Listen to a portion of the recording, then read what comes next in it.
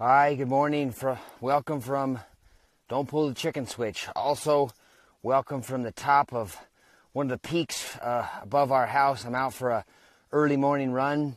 I'm committing to do a couple things here. One, I'm committing not to do this kind of video every day. I just posted one yesterday, and I know daily can be a little bit annoying. But this one's only going to be about 1.5 minutes. I also promise not to wear this nice pink tight hat. I like it because it cocoons my big head and too long hair. Today I wanted to just talk about, as I was running, I was thinking I'd like to talk about confirmation bias and make a challenge to you. Confirmation bias is when we take supporting information that comes into us and it supports our current way of thinking, our current mindset, our current paradigm.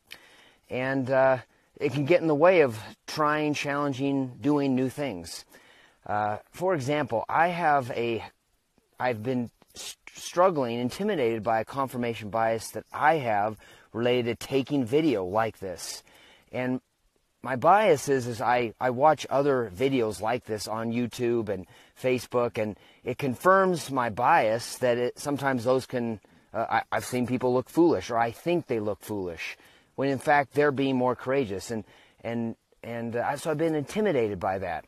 So I'm taking on my confirmation bias and trying to outlive that, change my paradigm, and say, you know what, in order to grow my own business, my Don't Pull the Chicken Switch book and website and blog and Twitter and that kind of thing, as well as my Allowitz LLC that I'm trying to get off the ground, I've got to use video because that's the way of the future. That's how people are growing their businesses. So I am working on my bias. So my challenge to you is, do you have a bias? Do you have something that you've wanted to do? I mean, it could be anything. It could be the littlest little thing that maybe you're thought about doing or wanted to do or kind of want to do, but your bias is getting in the way of that. Information that comes to you is confirming your timidness, your hesitation to want to take it on.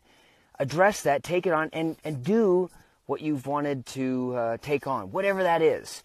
This morning I'm taking on a high peak, and I'm tired as I try to increase my heart rate in preparation for my race later this year. So thanks for listening this morning. I have two things to finish. One, I'd like to show a panorama of this high altitude. I think I'm about 7,200 feet right now.